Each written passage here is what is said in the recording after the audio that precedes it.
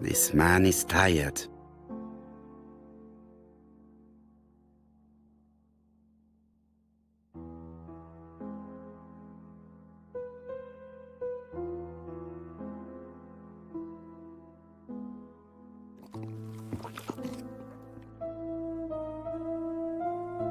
Donald is short of sleep, and it looks as if he didn't even bother to undress before going to bed.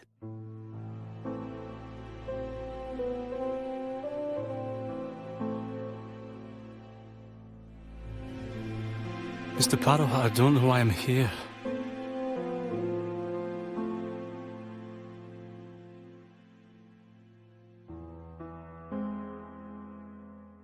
You wanted to talk, and you came to find the only man capable of hearing you. Mr. Poirot, since Betty's death, I've doubts about myself. I don't know what to do. And I keep having a horrible dream 3 nights in a row.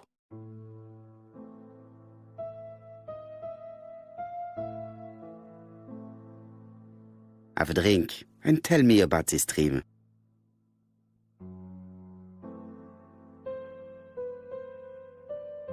It's always the same. I'm on the beach with Betty. I grab her round the throat, and I squeeze, and squeeze until she's dead. Her head falls back, and I see that it's no longer Betty. It's Megan's face. Have you seen Megan Barnard recently? Yes, our grief has brought us together. I never really knew her before. She's really quite a remarkable girl. But I would never tell her about my dream. Why not? Is it her you are attacking in your dream? No, it's Betty.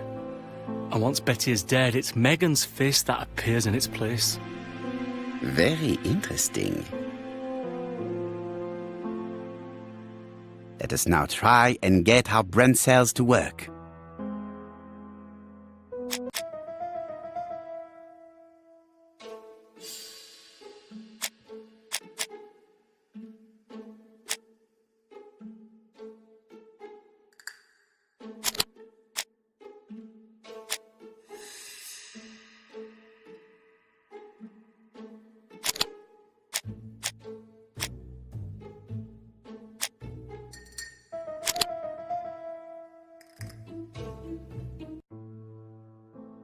Mr. Fraser, I think that the real meaning of this dream is that you are in love with Megan Barnard. Please go on. Do. This dream certainly betrays your guilt. Oh. But what do you feel guilty about? Having killed your fiancé? Possible. Or forgetting her very quickly for her sister? Certainly. And this forgetting is perceived as a second death. So you don't really think I was the one who killed Betty? I do not exclude this theory. I am simply saying that I do not need to know that fact to explain your dream and your guilt. Thank you for being frank, Mr. Poirot. You've helped me a great deal. I'm going back to Bexhill. I'll not take any more of your time up. It is late, Mr. Fraser, and you are tired. I'll sleep on the train. I like trains. It's easy to sleep rocked by the sound of the wheels. Poor boy, he seems completely lost. Well, women seem to like him. I think Megan will take care of him. Oh, I remember. Did you order the product I needed? Yes, we'll be receiving it tomorrow. Bien, it is late, and I asked Miss Grey to come tomorrow morning. I have a few questions I wish to ask her.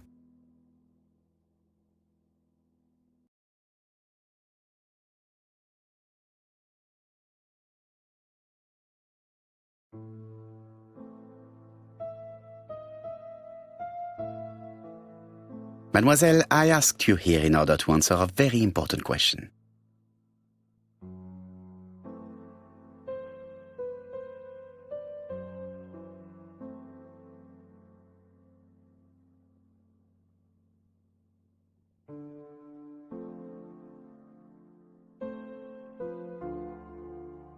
Am I right in thinking you said that you did not speak to anyone on the day Sir Carmichael was murdered? It's the absolute truth. Yet, Lady Clark maintained that she saw you talking to a stranger on the front doorstep. Really? She must have been mistaken. Oh, I remember now. I'd forgotten all about it, but it wasn't important. It was just a salesman. One of those traders who sell stockings from door to door. Can you describe him to me? Medium size, glasses, dark suit, and a felt hat. Not the sort of man you notice. Completely harmless. That's why I forgot all about him. Nothing else? He was very hesitant and shy. Usually door-to-door salesmen are very confident, but he wasn't.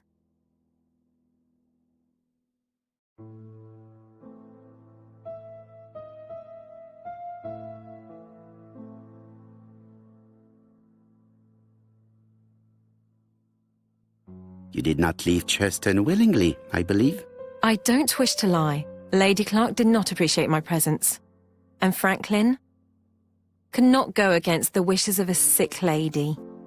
He is a good man, and he worries a great deal about his sister-in-law. I noticed that you left some personal belongings behind at Churston.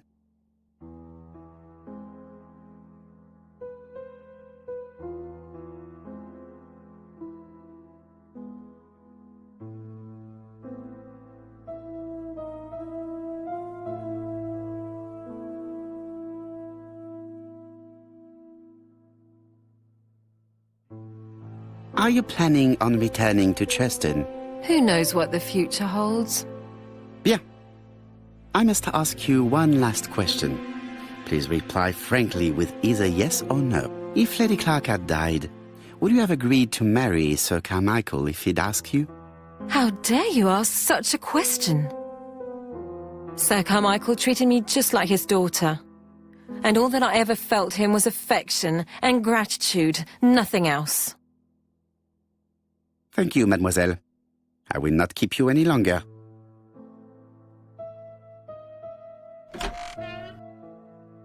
I met Thora Grey on the stairs. Her cheeks were ablaze, and she appeared to be deeply hurt. Poirot, have you offended the poor girl again? Do you have good reasons for accusing her? I accused her of nothing, Hastings. I simply asked her an important question she did not answer. Let us see if we can answer it for her. Let us now try and get our brain cells to work.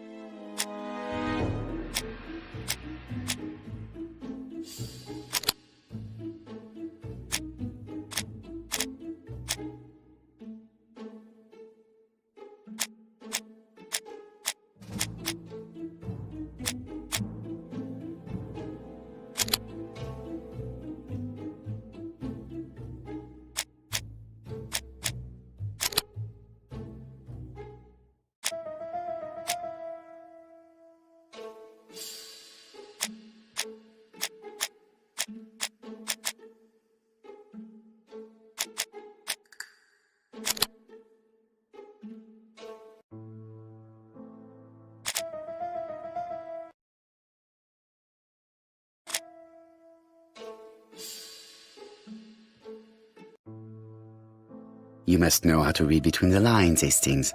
When Sir Carmichael refers to paternal affection, he's lying to himself. Read this engraving on the brooch. A dark dragon for an angel with glossy hair. These are the words of a lover, not a father. Lady Clark was not wrong. What if Sir Carmichael had fallen in love with his secretary? That doesn't mean that she forced him to do so. True, there are extenuating circumstances. She is a penniless orphan. But she is calculating. Just look how she avoided it when asked if she would have married Clark. I see. You think she seduced Sir Carmichael for her own gain, and that now she is doing the same with his brother. Poirot, your world is a very dark place. Do not get carried away, mon ami. We have another more important matter to settle. Really? Yes, would you believe that Miss Grey taught me something new? Let us now try and get our brain cells to work.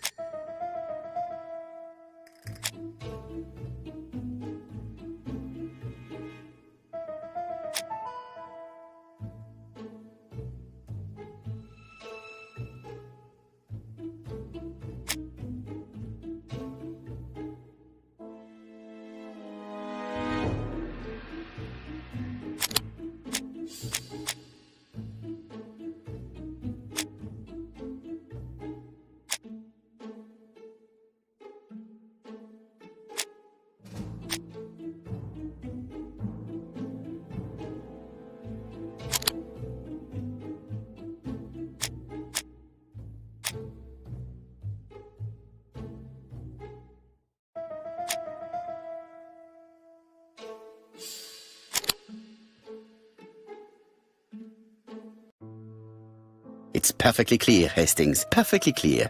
Indeed, a stocking seller visited Andover, Bexhill and Churston on the day of each murder. We have our suspect. This should be of interest to Job.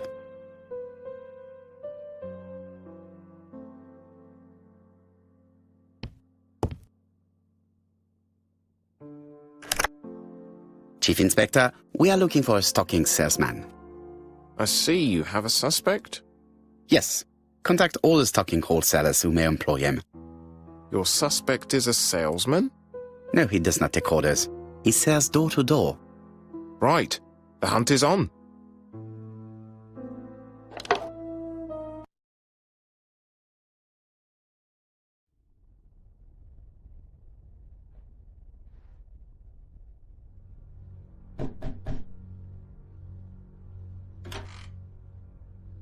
Are you leaving, Mr. Cust? Yes, I'm going to Cheltenham. You shouldn't travel today. You don't look very well. I have to. I have engagements. I must respect them.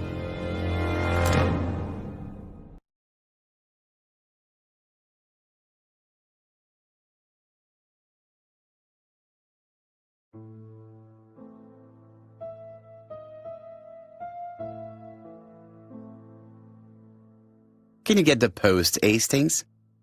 And why don't you go and get it yourself? Très bien. What's going on? I've never known Hastings to be so disagreeable.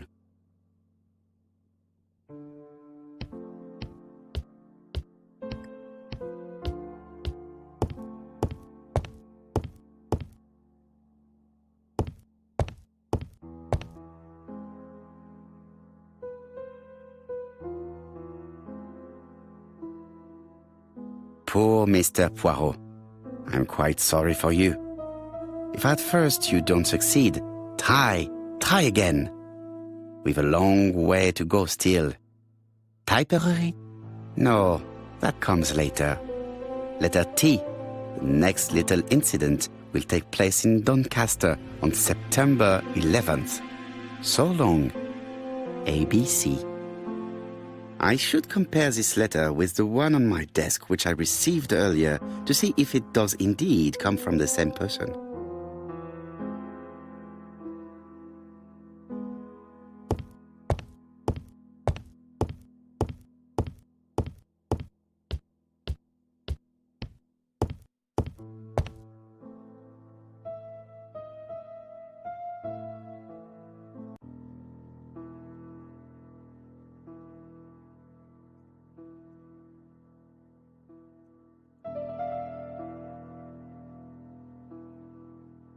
Let us examine this more closely.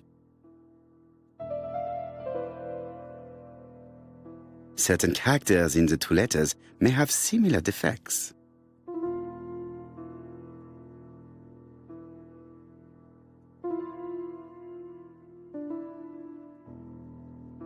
Yes, this I is weird.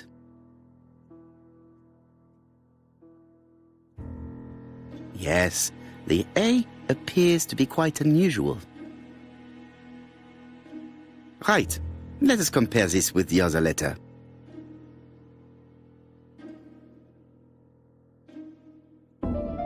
That's right. The A characters in the two letters do indeed have the same defects. I have to find some other similar defects to confirm my theory.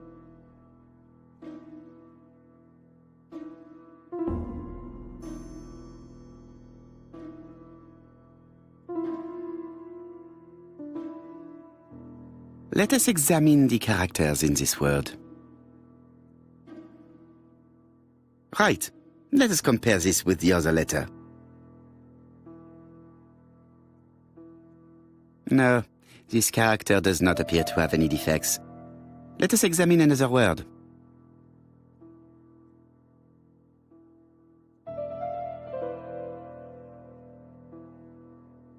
The W is not printed properly.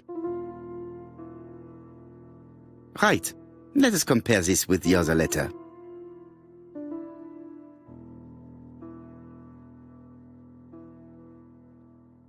Of course, the W characters in the two letters do indeed have the same defects.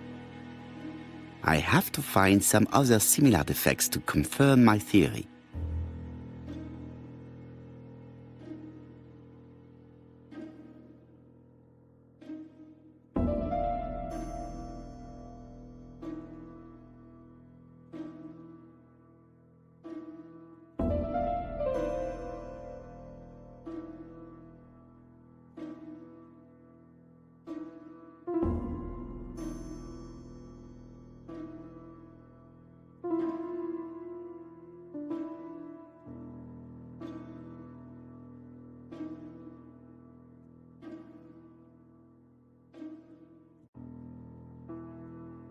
Let us examine the characters in this word.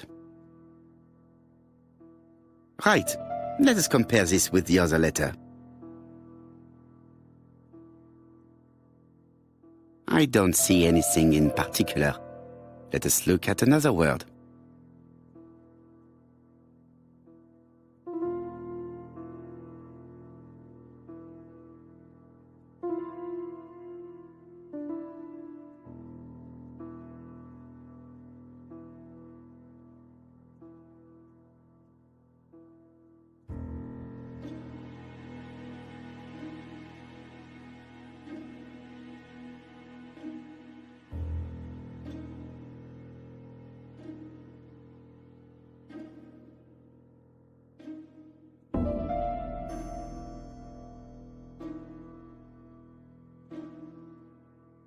Let us examine the characters in this word. Right. Let us compare this with the other letter.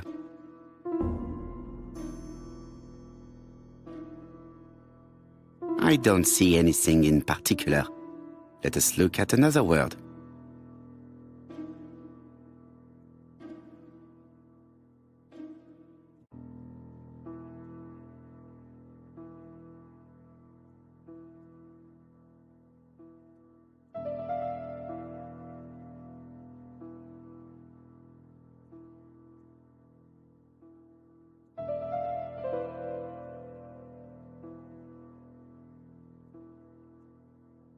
Yes, this eye is weird.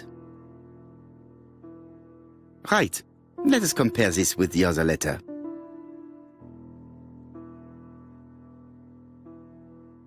Yes, the I characters in the two letters do indeed have the same defects. My theory was right. These two letters were written with the same typewriter. Hastings, he strikes tomorrow. Chief Inspector Japp? He's on another line. Can I take a message? Yes, please, mademoiselle. It is from Hercule Poirot. Tell him ABC strikes tomorrow in Doncaster. He must call me back. Very well, sir. Bien, now I'm going to see what I can find from these burnt documents. I've received the product I need. Hastings, if you do not mind, I would like you to take a few notes. Yes, yes.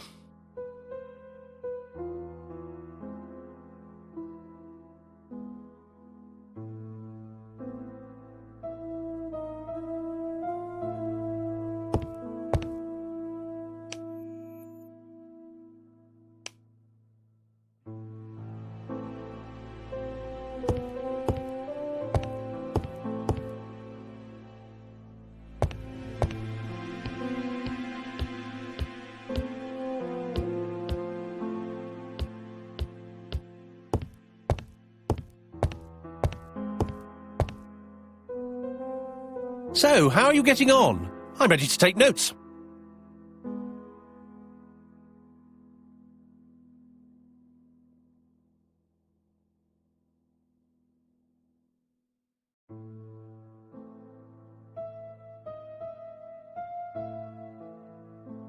If someone has tried to get rid of these documents, they may be important.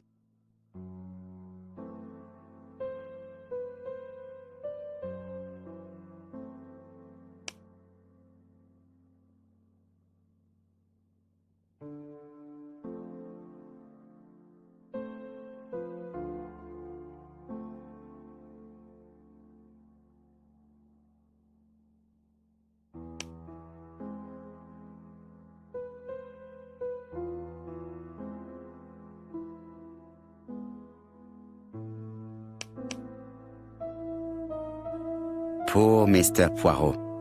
I'm quite...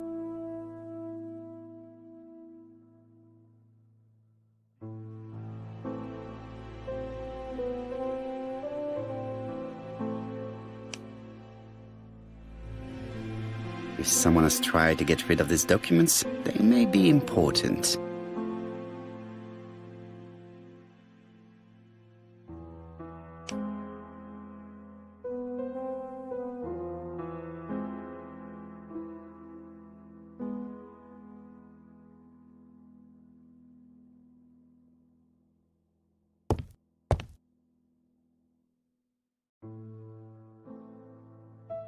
Now, down to work.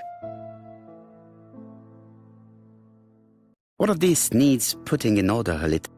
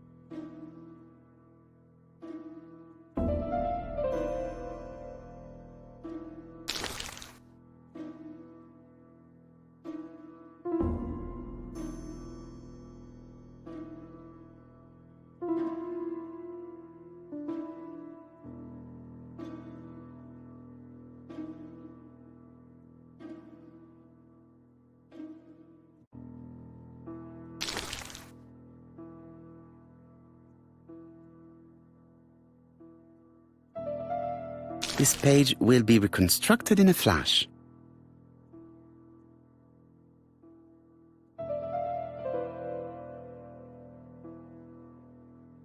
It's so simple.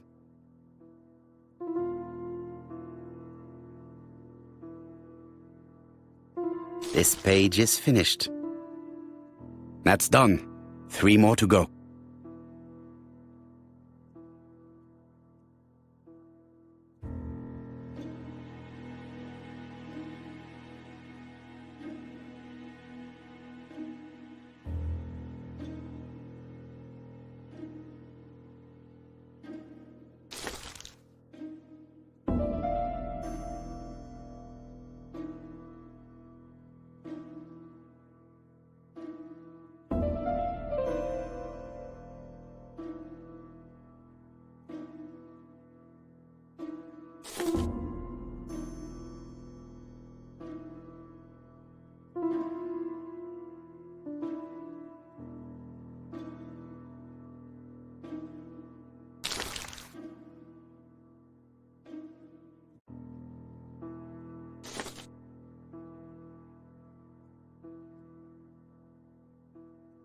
This page is finished. And that's 2 done. It's easier than I thought.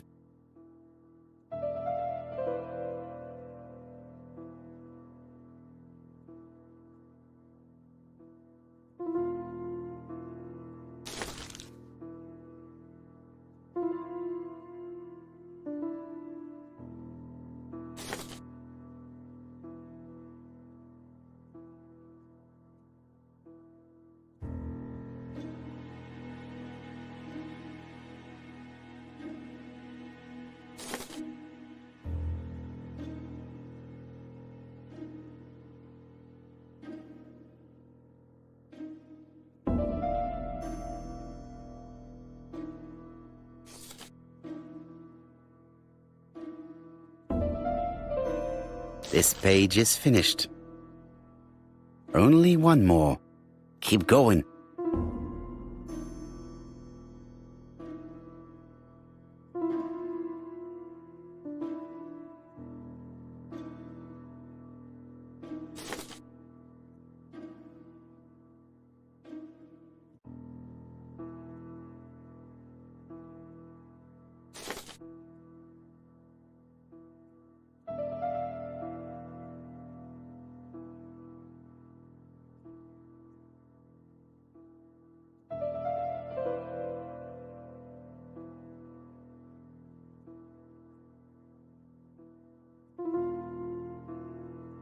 This piece should be placed here.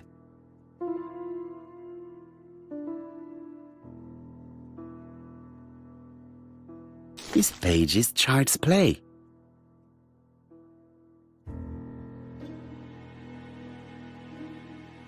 This page is finished.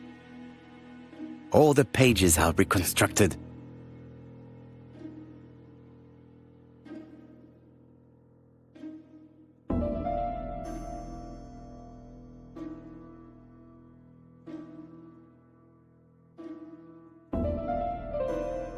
A dry cloth.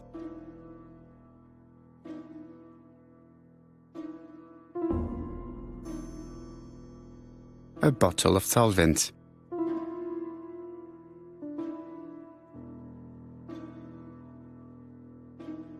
A dry cloth. A dry cloth. A dry cloth.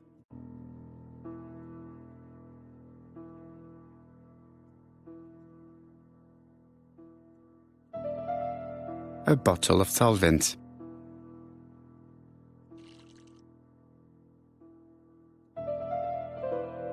The cloth is now soaked with solvent.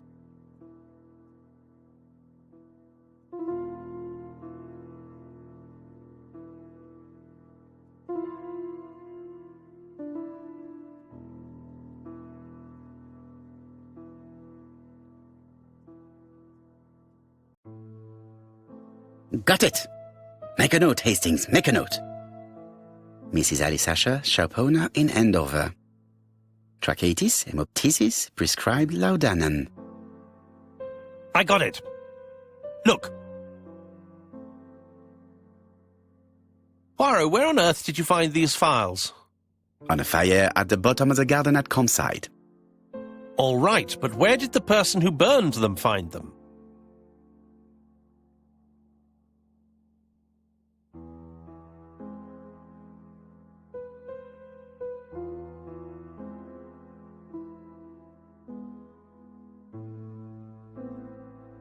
Alice Asher, shopkeeper in Andover. Tracheitis, hemoptysis, chronic cough with loss of blood. Prescribed laudanum-based cough medicine. Betty Barnard, waitress in Bexhill. Chronic bronchitis causing dysphonia. Advised to stop smoking. Alexander Bonaparte Cust. War wounded, mustard gas and head trauma. Pulmonary emphysema. Hemoptysis. Coughing fits with blood. Suffers from absences and amnesia. Dick Dudley Dunbar, owner of the Black Swan Hotel in Doncaster. Asthmatic, heart disease, heart condition. Let us now try and get our brain cells to work.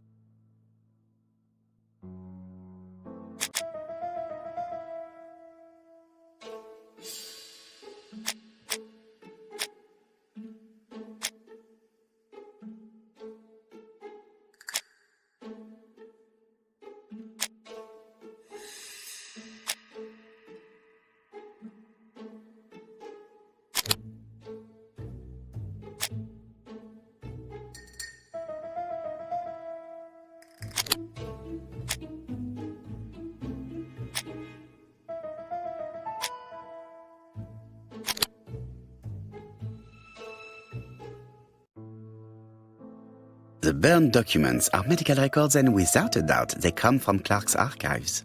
First of all, because all the patients have throat conditions. And secondly, their name starts with either A, B, C or D, and it is precisely the files that match these letters that have been tampered with. But why burn these files? How come the names of the two victims appear on them? And who are the two other patients? These are very good questions.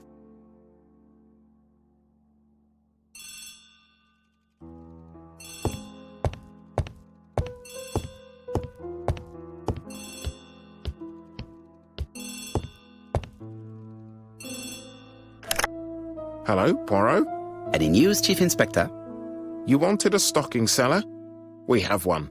Reported by his landlady, who thought he was behaving suspiciously. He has the most unbelievable name. Dick Dudley Dunbar. You're wrong. He's called Alexander Bonaparte Cust. ABC. It's a serious lead. I called Doncaster. A person matching Cust's description has been seen at the station. He got off the train from London, but after that, nobody knows where he went.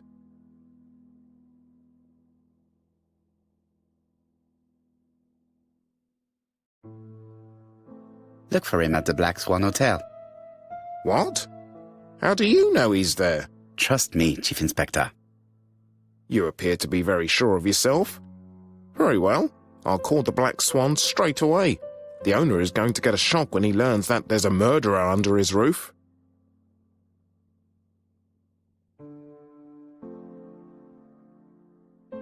Do your best, Jap. You can count on me. Hastings, everything is at stake. With a little luck, our main suspect will soon be under lock and key. So, has Cust been arrested? Yes, the Doncaster police are sending him by train. That is good news. But why so gloomy, Chief Inspector? Well, when I told the hotel owner that he was sheltering a murderer, he collapsed. He's dead? No, fortunately, but it has taken its toll on him. It has to be said that with his name starting with the letter D, he had every reason to fear Cust. I bet he was going to be the next victim.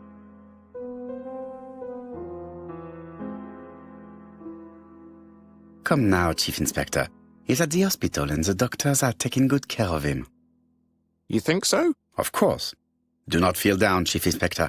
Let us focus on our investigation. While we're waiting to question Cust, we could search his room in London. Where does he live? The Marbury Guest House? I'll see you there. Yes, but start without me. First of all, I have to sort out a few details for Cust's transfer. I understand. À bientôt. Hastings, we are making good progress. Please go and search the room of our number 1 suspect. With pleasure. I did have a dentist appointment, but I'll cancel. The dentist. So that is why you are so nervous and bad-tempered. A visit to the dentist is never an enjoyable prospect. But an unavoidable one. Go to your appointment, Hastings. I will manage on my own.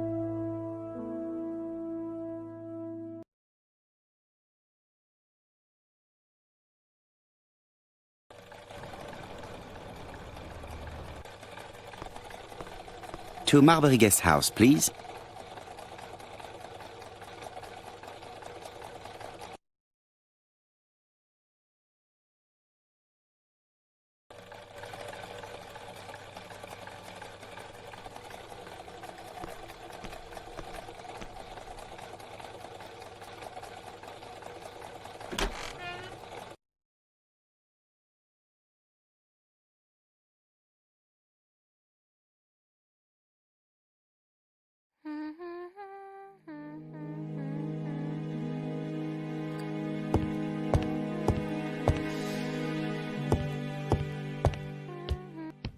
How do you do? You must be Mr. Hercule Poirot.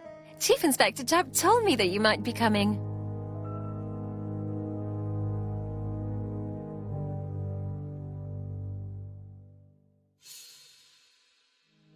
Madame, you may be of valuable help to me. It would be my pleasure to help you. Will there be some journalists there as well? I think you might even be interviewed. You are key witness. I've suspected him for some time, but he appeared so harmless. Oh yes, sometimes he got angry and waved his arms about. But even then, he wasn't frightening. And he was as gentle as a lamb again immediately afterwards. It was only this morning that I understood. He told me he was going to Cheltenham, but my daughter saw him at Euston Station. It's not the right station. To get to Cheltenham, you have to take the train from Paddington. And what's more, Mr. Cust left behind an ABC with Doncaster underlined. As you can imagine, when I saw that, I called Scotland Yard.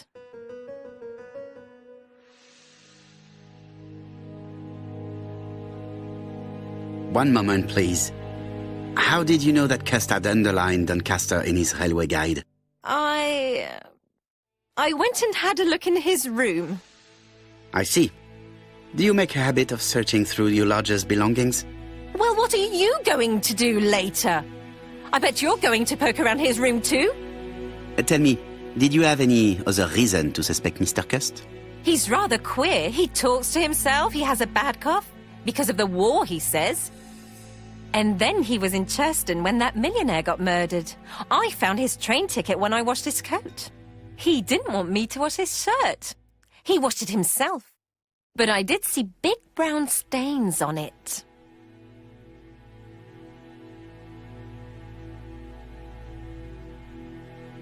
Where were the stains on the shirt? Can't recall. Cust used to travel for his work. Is that correct? Yes, although he was unwell on trains. Do you know where Cust was at the time of the murder in Andover and Bexhill?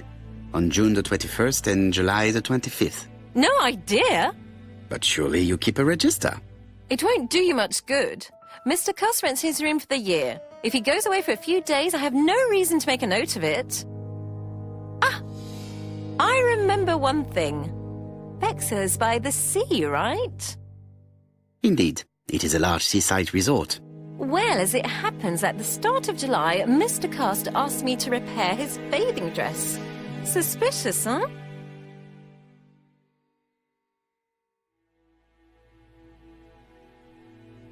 Very interesting. Please continue. I also forgot to say that he started buying newspapers that talked about the case.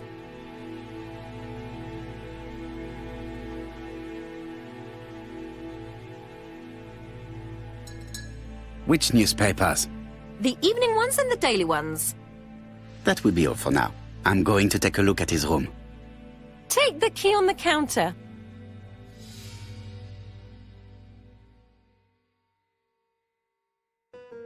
I should check the register. Mrs. Marbury may have been hiding something from me.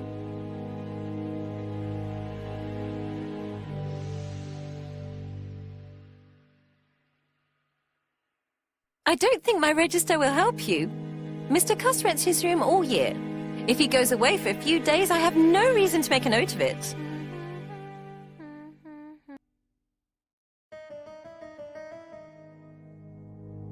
The truth is becoming apparent, and I have something to say to Mrs. Marbury.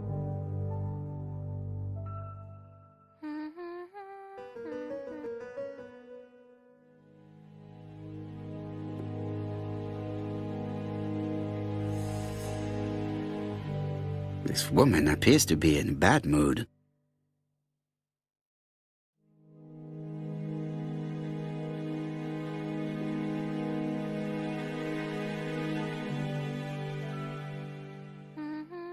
Mrs. Marbury is taking out her bad mood on the evening meal's potato.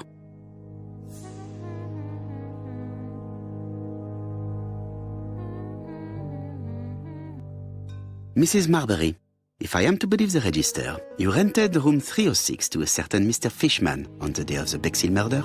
Room 306 is Cust's room. Can you explain yourself?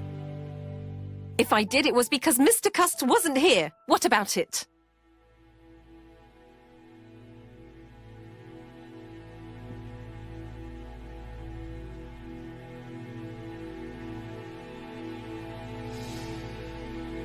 It doesn't matter, provided that you remember to change the sheets. Of course I changed them. I keep a nice clean establishment, I'll have you know.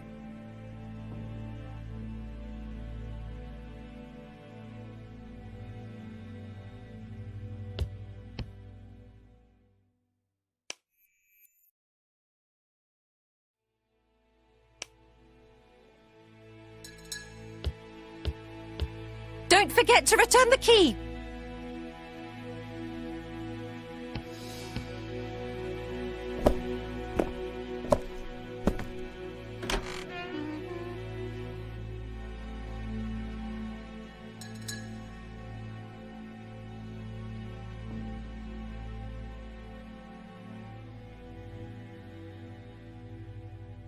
Laudanum Cameron's Chemists. Laudanum, a medicine for coughs. It is what Dr. Clark prescribed for Mrs. Asher. This subject will probably be useful to me.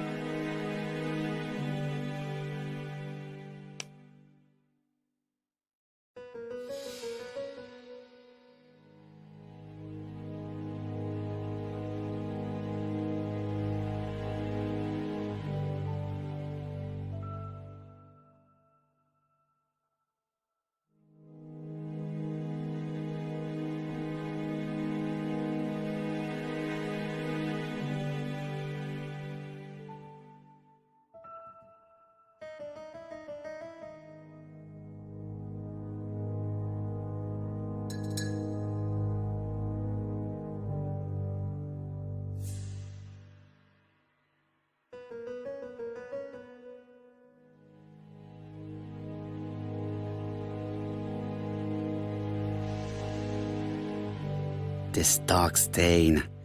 It could be blood, but goodness knows how long it has been there.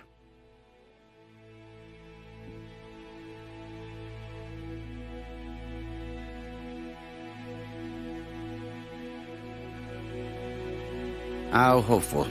This place is a real mess.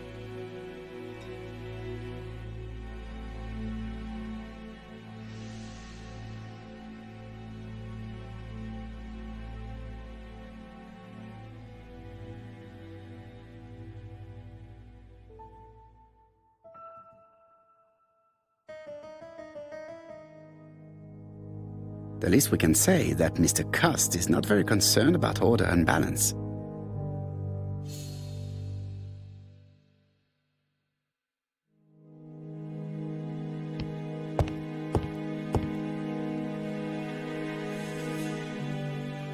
ABC guys, enough to sign about a dozen murders. It's closed.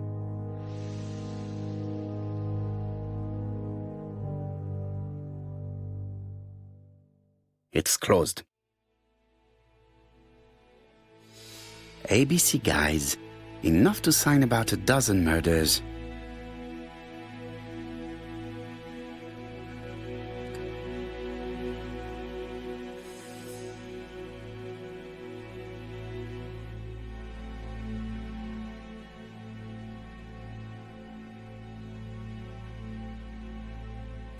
It's closed.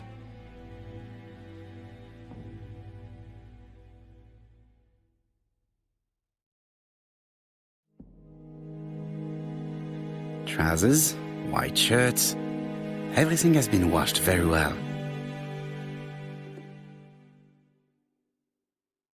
The Bexhill Daily Paper, dated from the day of the Bexhill murder. Most probably the basting dress repaired by Mrs. Marbury's expert hands. All the main articles referring to the ABC case are here, from the Churston murder onwards. Nothing before that date.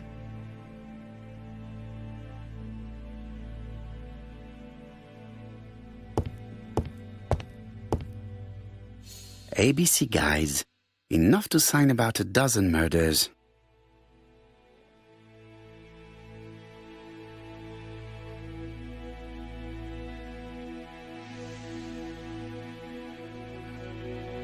It's closed.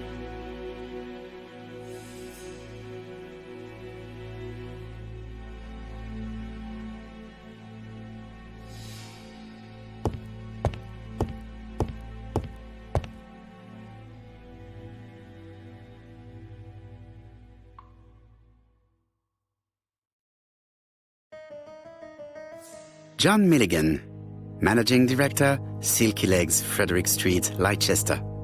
To A.B. Cust, Marbury's Guest House, 1935, May the 21st. Dear Sir, further to our letters dated 5th and 10th of the month, we confirm we are you as door-to-door salesman, according to the conditions stated in our previous letters. We will send you the articles by mail and also a Redfield typewriter you will be using for every business letter. Regarding the schedule of your rounds, please do as following. June 21, Andover. Arrive by train the 20th in the evening and get a room at Station Hotel. Start your turn in the north part of the town. This letter establishes that Cust went to Andover, but the ink has hidden the destinations of his other trips. I know from Mrs. Marbury that he went to Churston. I just have to show that he went to Bexhill, and I will have proved that he was present at all the crime scenes.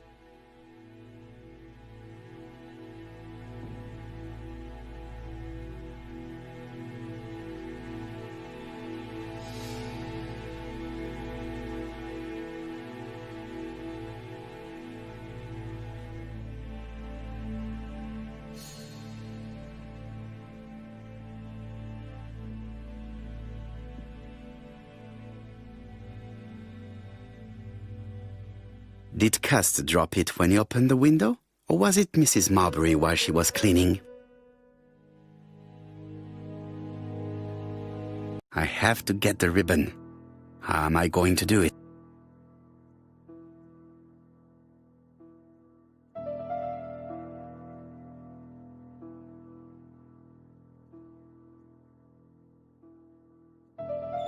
The left-hand heel has been removed.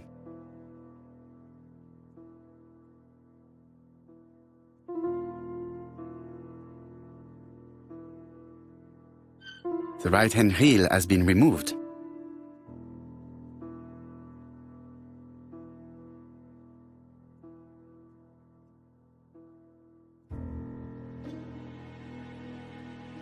Something is blocking the ribbon.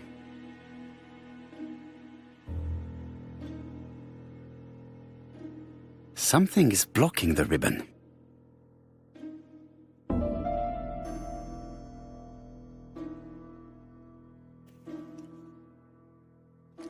And here is the ribbon. Let us see if it was indeed used to write the letters sent by ABC. I only need the ink ribbon for my inquiry. I will let Jack clean the keyboard if he wishes.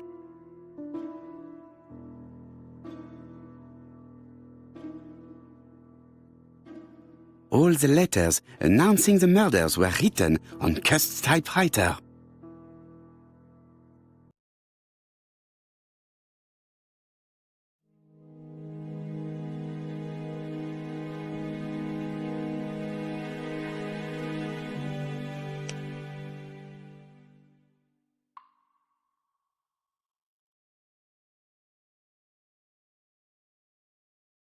It's an ABC.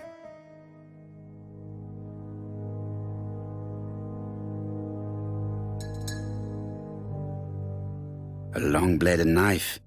A murderer's weapon. This object will probably be useful to me.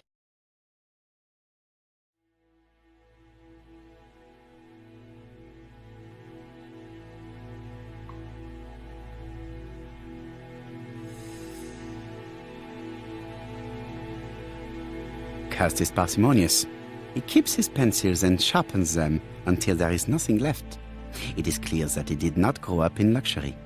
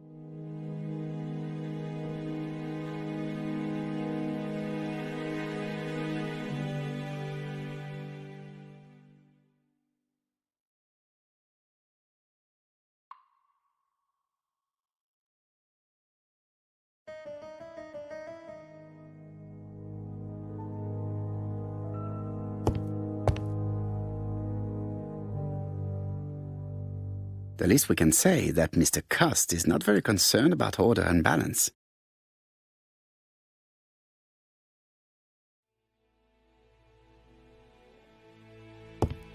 War of 1914-1918. By the King's order, the name of Corporal A.B. Cust, Devonshire Regiment, was published on the London Gazette on May the 10th, 1918, as mentioned in a dispatch for gallant and distinguished service. An army dispatch, wounded on the Somme front, victim of a gas attack. Corporal Cust greatly deserves his distinction.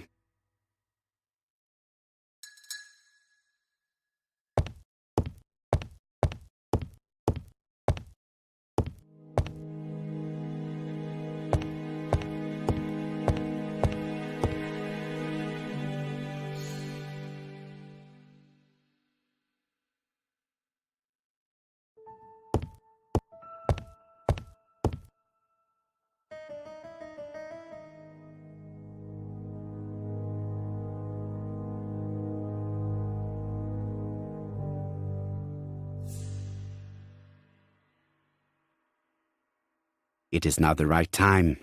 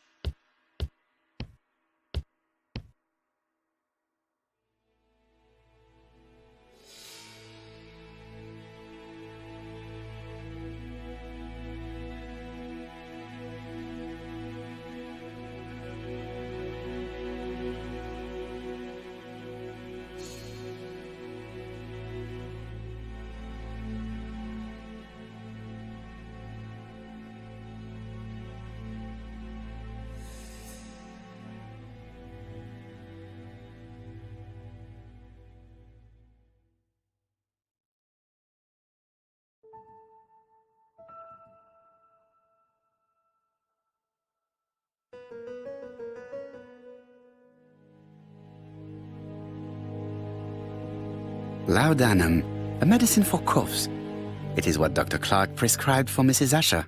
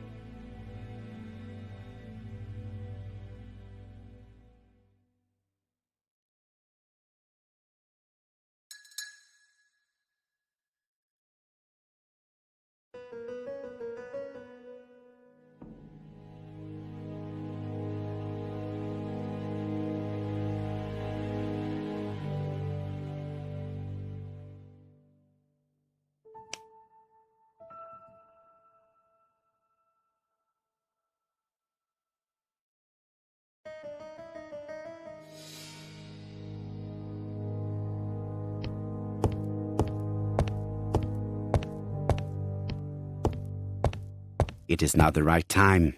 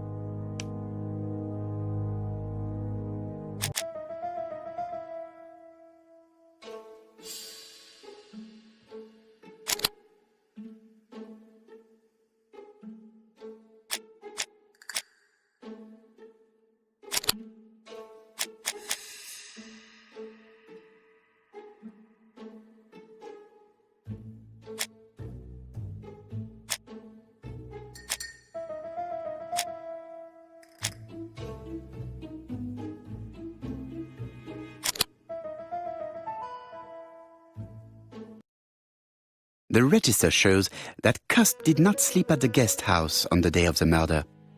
Where was he? Bexhill. The Bexhill paper reveals it. Cust bought this newspaper in Bexhill on July the 25th.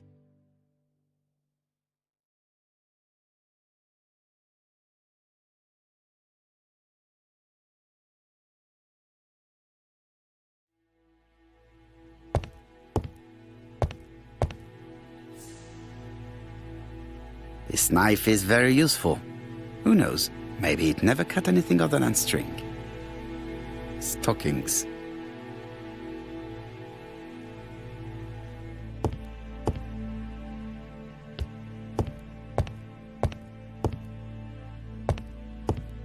ABC guys. Enough to sign about a dozen murders.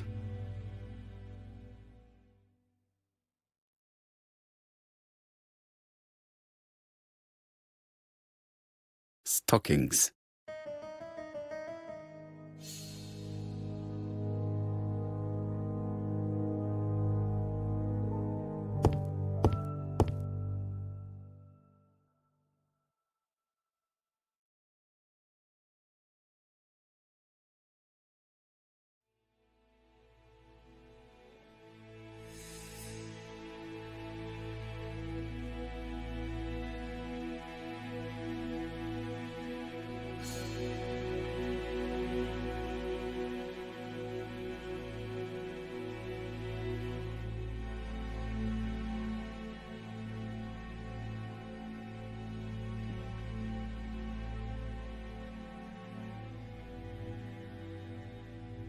It is not the right time.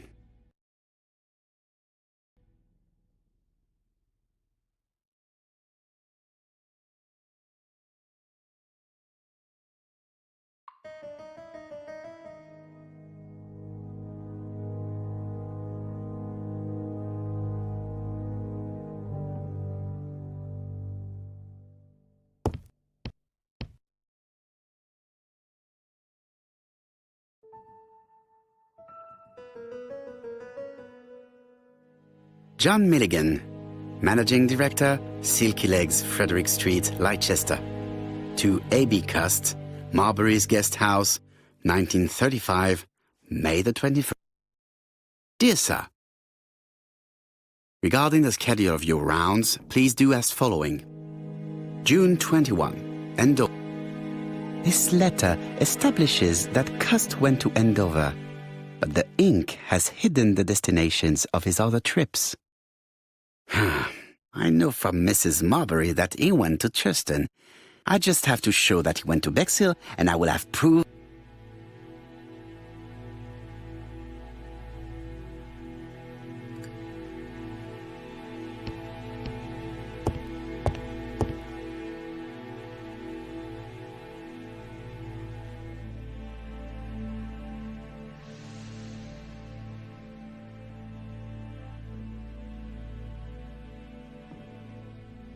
Diethyl barbituric acid, Johnson Company.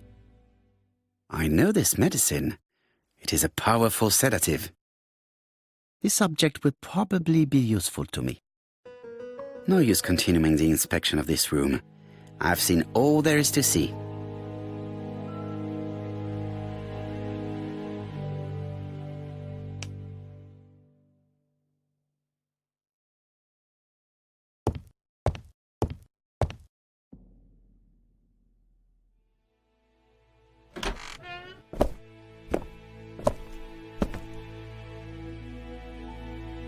Goodbye, Mrs. Marbury. Thank you for your help. I look forward to seeing you again, Mr. Poirot. Ah, Chief Inspector. I was about to leave. Good evening, Chief Inspector. Welcome. Please excuse me, I must go to the kitchen. I'll leave the key of Mr. Cust on the counter. I'm sorry I'm late. I've spent ages with the Doncaster police. And you? I have established one fact. On 3 occasions, Cust was at the scene on the day of the crimes.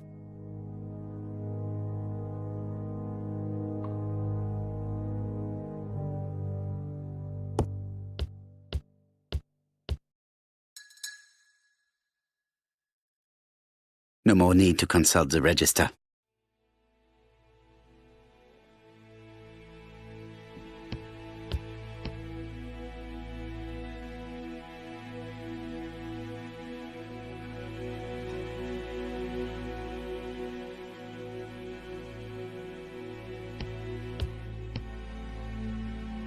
It looks like I've found the real master of this house.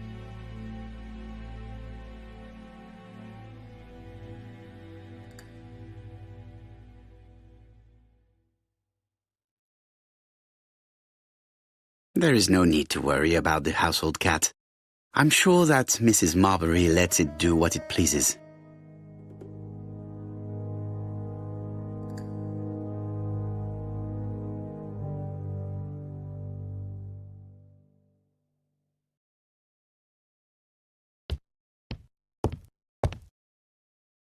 I had best talk to Jap. I've listened closely to what you have to say, Poirot. For me, there's no doubt Cust is guilty. Do you have any element that might prove the contrary? That is what we're going to look for. Let us now try and get our brain cells to work.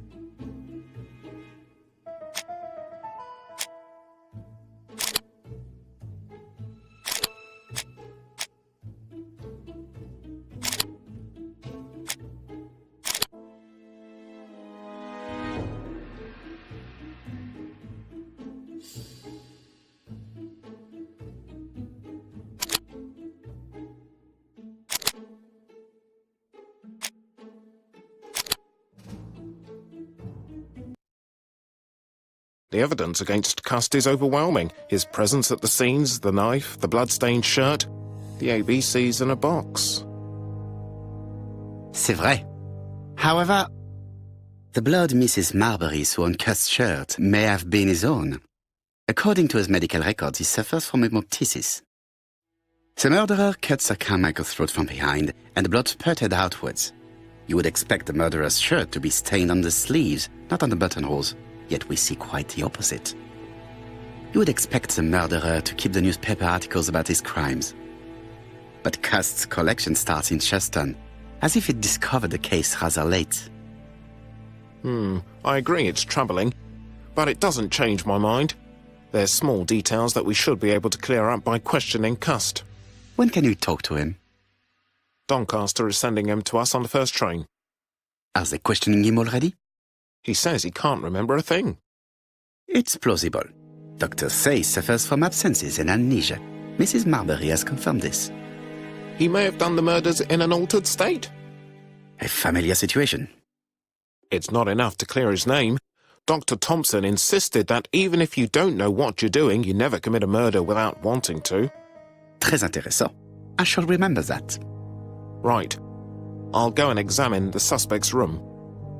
Chief Inspector, I took the liberty of removing a few clues to examinatum.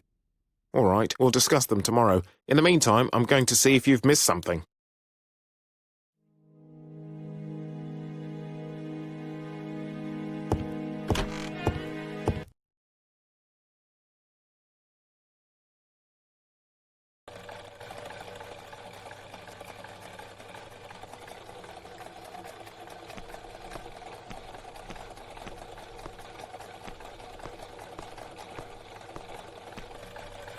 To Scotland Yard, please.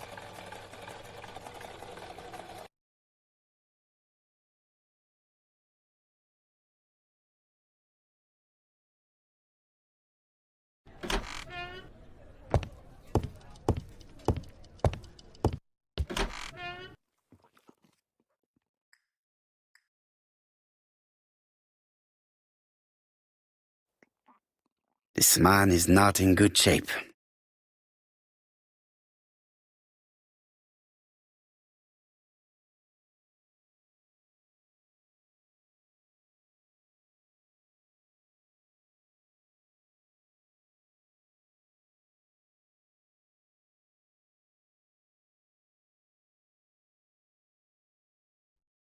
What do you want from me?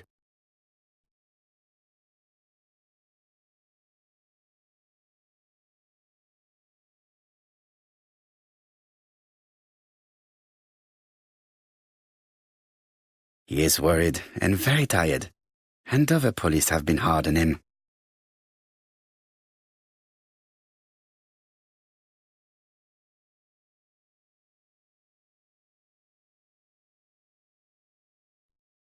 What do you want from me?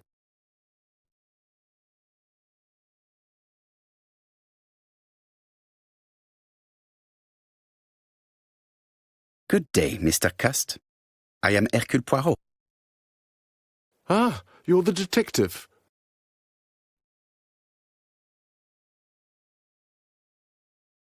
Yes, I am the person you have been sending the letters to. I didn't write these letters. I've already said so.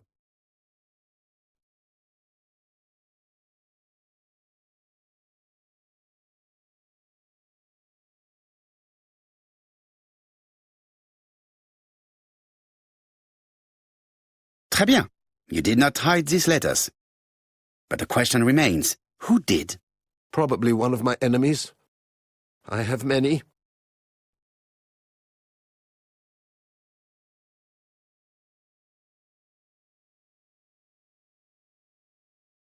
I do not believe that you are capable of murder, Mr. Cust. I hope not.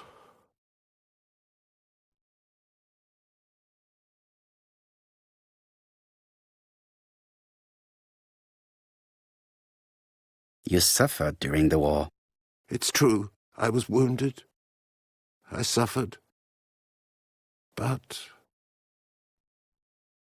the army was the only place I didn't feel inferior.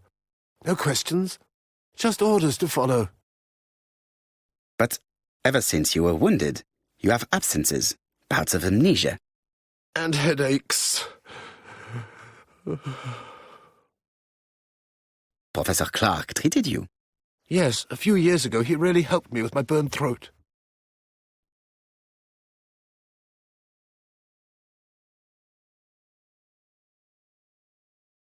Of course, you never considered killing a doctor who took such good care of you. No, never.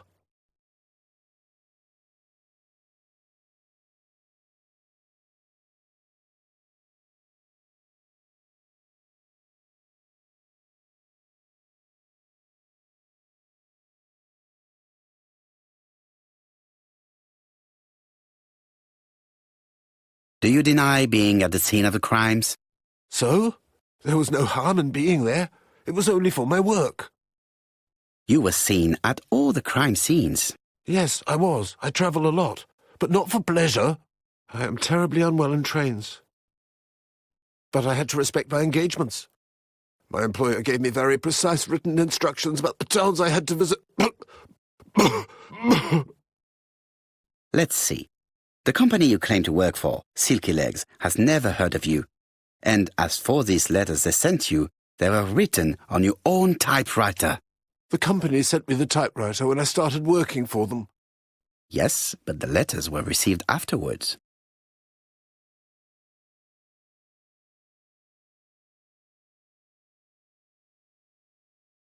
So it would appear that you typed them before sending them to yourself. I don't remember. Good God! I don't know what's happening to me. My head hurts terribly.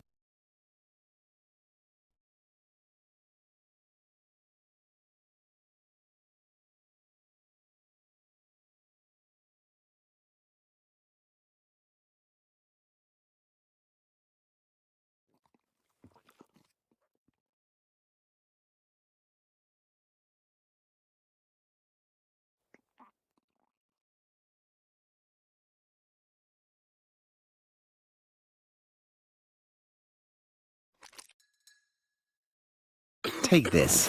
It will help you.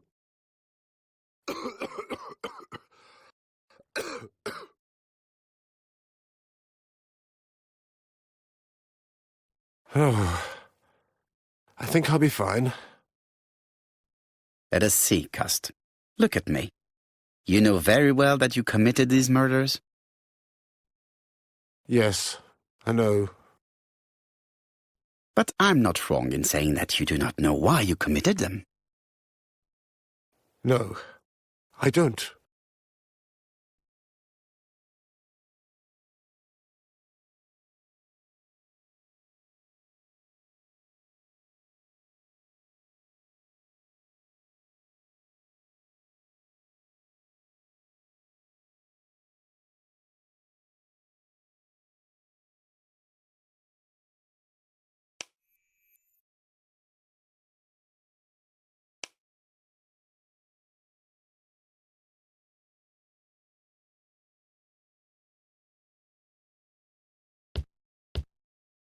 Let us leave Cust alone. He's at the end of his tether.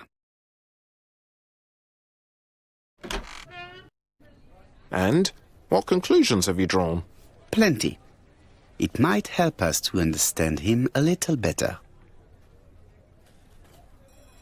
Let us now try and get our brain cells to work.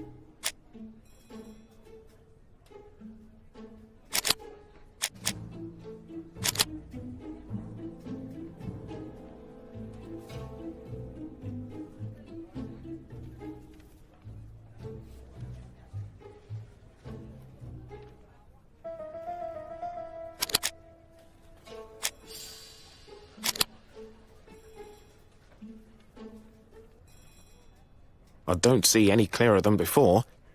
This is worse. There is one point to highlight. C'est curieux. Cust admits that he killed, but he does not know why. What did Dr. Thompson say? Even if Cust killed while in an altered state, it still must have been his deepest desire. He must have had a motive. Let's keep it simple. Never mind his motive. He confessed. But you see, he can confess to anything and everything. He denied the murders and then confessed to them. He confirmed that he never typed the letters. Then, with great ease, I managed to get him say quite the opposite. Come on, he behaved like a guilty man. He lied to his landlady. Because deep down he believes himself guilty. From the papers, he noticed that he had always been at the scene of the crimes. He must think that he killed and then simply forgot what he had done. How can you be so sure?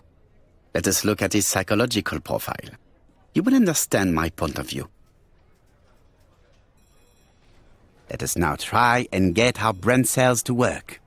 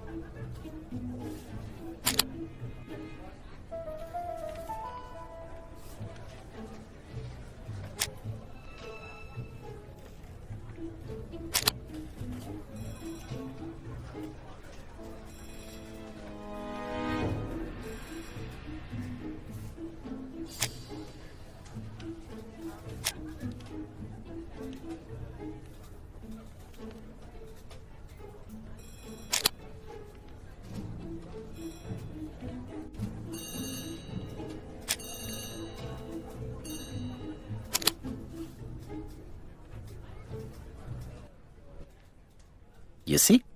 Cust's character is quite the opposite of the murderer's. But if he's a madman, can we really talk about his character? You know very well that our murderer does not behave like a psychopath.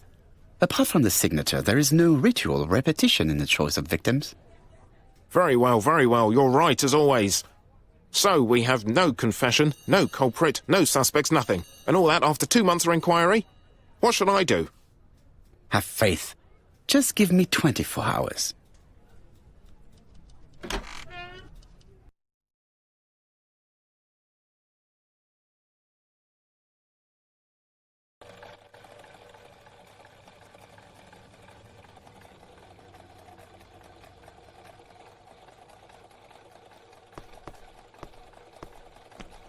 To Whitehaven, please.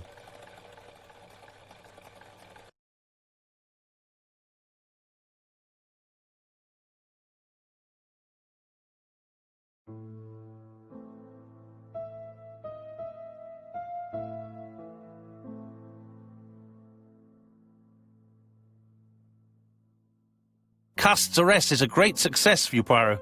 It's all clear now, except maybe 1 or 2 details. Details. Ah, mon ami.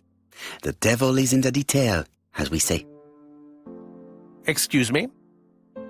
Patience, Hastings. Everything will be clear once our guests arrive. Best be prepared. Slip a revolver into your pocket before they do. A revolver? But Poirot, what are you afraid of? Trust me. It is important you carry a weapon for this meeting. I will lend you mine. What about telling me what you have in mind? Surtout pas. You wouldn't be able to play your role. Wait 1 moment, I will bring you my weapon.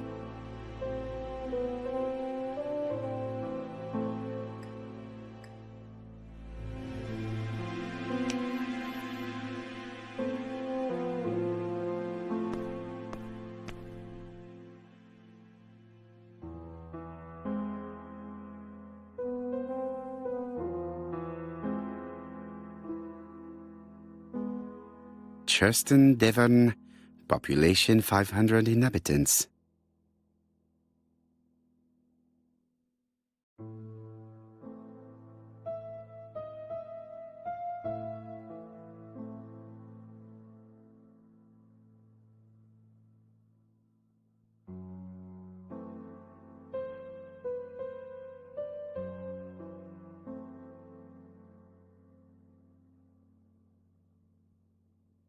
Hastings' photo album.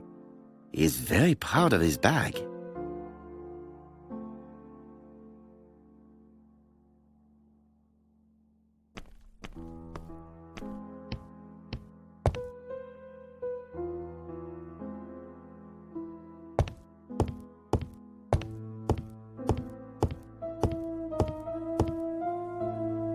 The white ammunition are blank cartridges. The others are real bullets. The revolver is loaded with real bullets. I still have time to choose blanks. The revolver is loaded with blanks. I still have time to choose real bullets.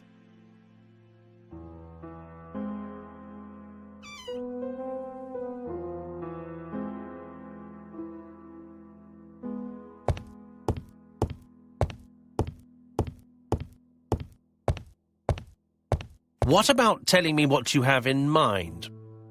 Surtout pas. You wouldn't be able to play your role. Wait 1 moment, I will bring you my weapon.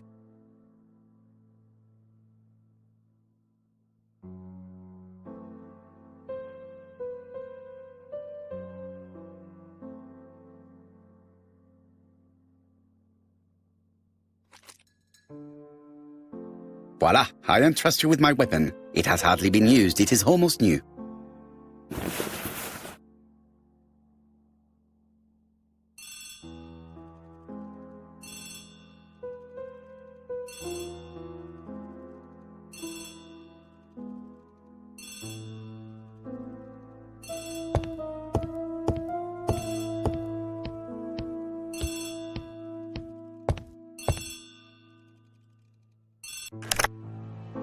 Chief Inspector, is that you? Yes. Sorry, but we haven't found anything. Have you checked the typewriter? And the packaging, the letter, and the ribbon reel. We've only found prints left by Cust and his landlady. Well, never mind, I shall make do. So, are you still going to hold your meeting? Of course, Chief Inspector. I can hear my guests coming up the stairs. have you brought us here, Mr. Poirot? Since Cust's arrest, I thought it was all done and dusted. Miss Grey formally identified him, as well as Miss Barnard. Yes, and the stockings he saw drove the same brand as the ones found at my aunt's. This is all true. However, a case is not closed if some questions remain open. And one question is, why did the murderer send me his letters? Why did he challenge me, Hercule Poirot? Perhaps he wanted to play with you, to taunt you. Xenophobia? Maybe he didn't like you because you're foreign. I may be wrong, but maybe by provoking you he was looking for glory? All these theories should be studied. Let us now try and get our brain cells to work.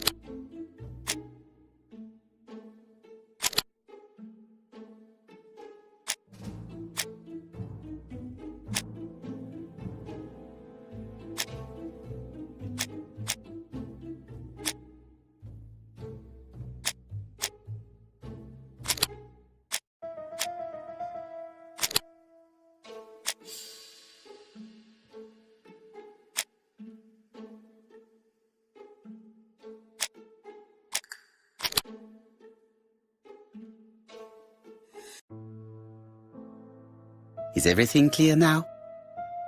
You might like to explain your reasoning again. Of course. First of all, remember that the murderer made it a rule to always post his letter before the murder. He never digressed from that rule. However, in Churston, he encountered a problem. The village has only 500 inhabitants. With advance warning, it would be easy to arrest him. Therefore, the murderer delayed his letters deliberately with the wrong address. The plan wouldn't have worked if he'd sent it to Scotland Yard or the papers because everybody knows their addresses. The mistake would have been corrected and the letter would have been on time. That is why the murderer chose me as the recipient. Because for his plan to succeed, it was necessary for at least one of the letters to have a wrong address and get lost. It was very cunning. Absolument. It is a very subtle plan. It matches the profile we have drawn up of him perfectly. That of an intelligent, daring and calculating murderer. But that's not how you describe Cust. You are quite right, mademoiselle. Like you, I find it hard to believe that this dull character is the clever murderer we are looking for. Do madmen... I mean, if he's mad, he might have two very different sides. No doubt. But the murderer is not mad. All the specialists agree that he does not have the profile of the psychopath. But if Cust is not guilty, how do you explain his presence at the scene of the crimes? Mr. Clark, the answer to your question is in the medical records of your brother's patients. Documents which Cust most certainly did not have access to. Let us now try and get our brain cells to work.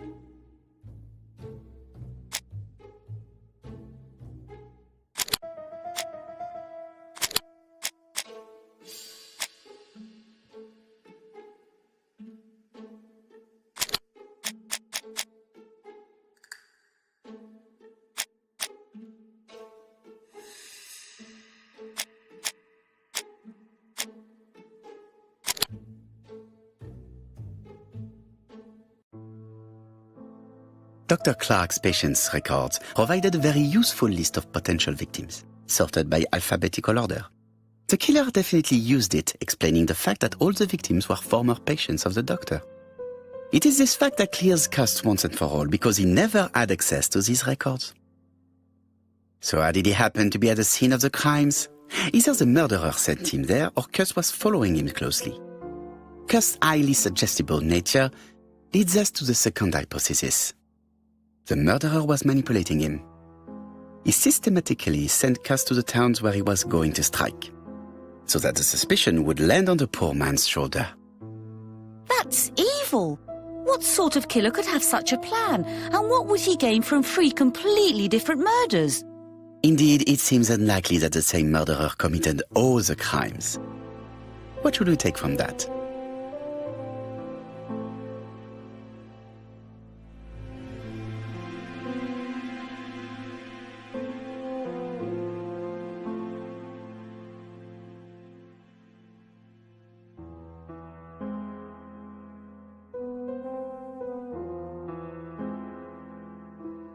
Just one murder was of benefit to the murderer. The others were just diversions. On reflection, there is only one conclusion. The murderer killed once out of interest and twice to divert our attention. This reasoning points at 2 potential culprits. Franklin Clark. Donald Fraser? Yes, mademoiselle, that's good thinking. Mr. Fraser may have killed Betty out of jealousy. Mr. Clark may have killed his brother in order to inherit his large fortune. Both have a motive. But Donald did not have access to Dr. Clark's records. Please allow me to disagree with you, mademoiselle.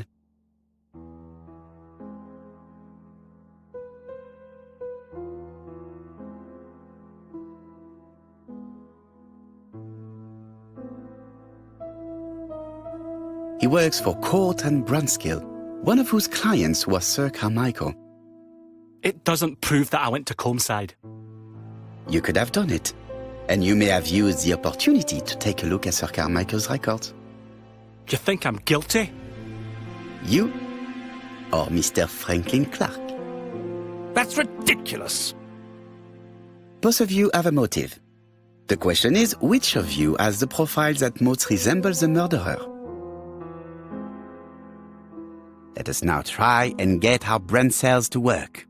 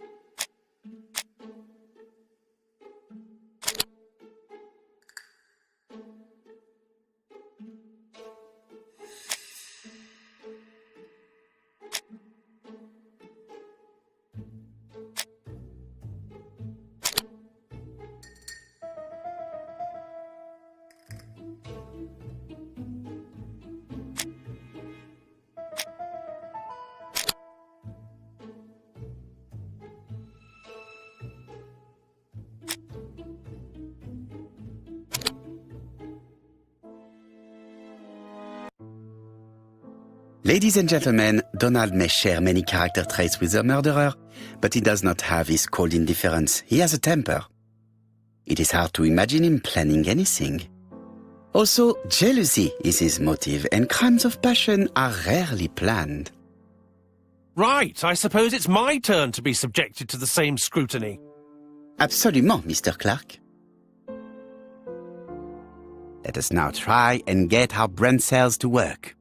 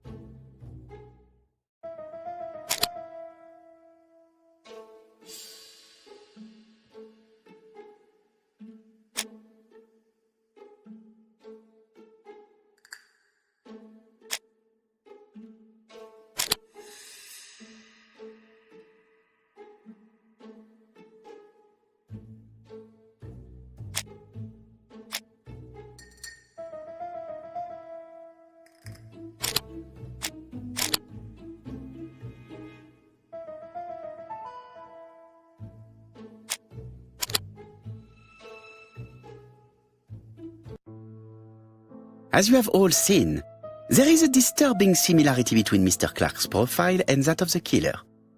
In actual fact, it is exactly the same. Mr. Poirot, your psychological studies are interesting, but your conclusions do not add up. Why would I have wished my brother's death? The inheritance is lawfully mine. I just have to wait. No, you had to act quickly.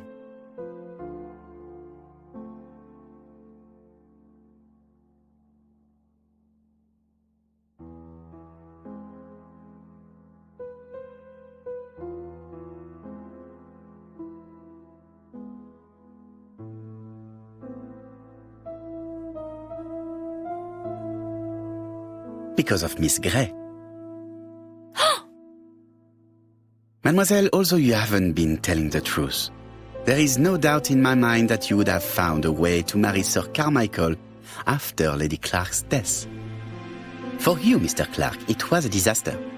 If Miss Grey had children by your brother, you would not have inherited a thing. You realized the danger after reading several letters from Comside, especially one in which your brother opened his heart to you. So you hurried home from China, and you took action. In truth, Cust was no more than a puppet manipulated by the real culprit. You, Mr. Clark. Such an imagination, Mr. Poirot. In fact, nobody manipulated Cust. The famous instructions he received by post. He wrote them on the typewriter. We know that for sure. Oh no, you know perfectly well that is not true. Eh bien voilà, light has now been shed on the ABC murders. Your theories are ingenious, but you haven't any proof. One point to him. For the moment, I have no material proof. Either I admit to it, or I bluff.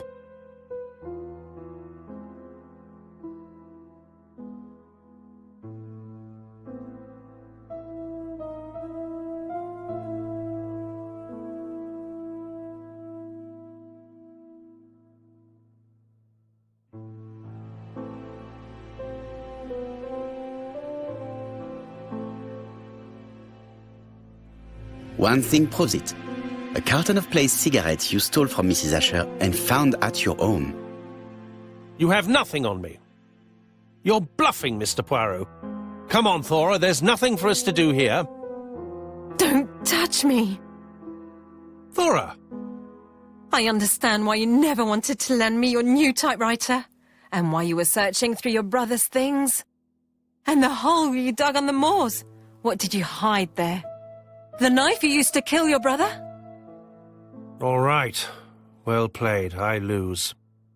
The game's up.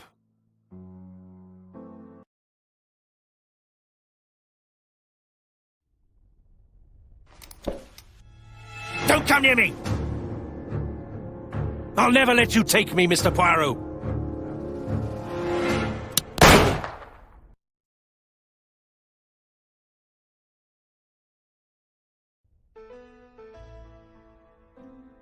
I'm sorry, Mr. Clark, there is no easy death for you.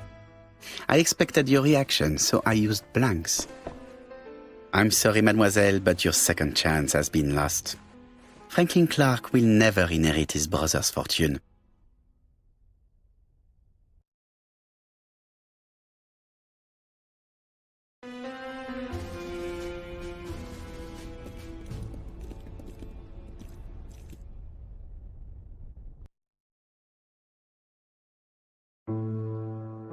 Disappointed at having missed the chance to become Lady Clark, Thora Grey left England. Donald Fraser and Megan Barnard married. On Poirot's recommendation, Mary Drower started to work for Lady Clark. The elderly lady's condition suddenly took a turn for the better. And a few months later, to Dr. Logan's great surprise, she was back on her feet again.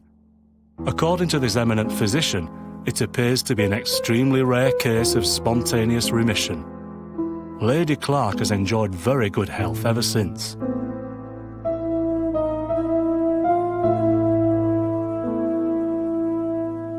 Journal of an Innocent, the incredible story of ABC.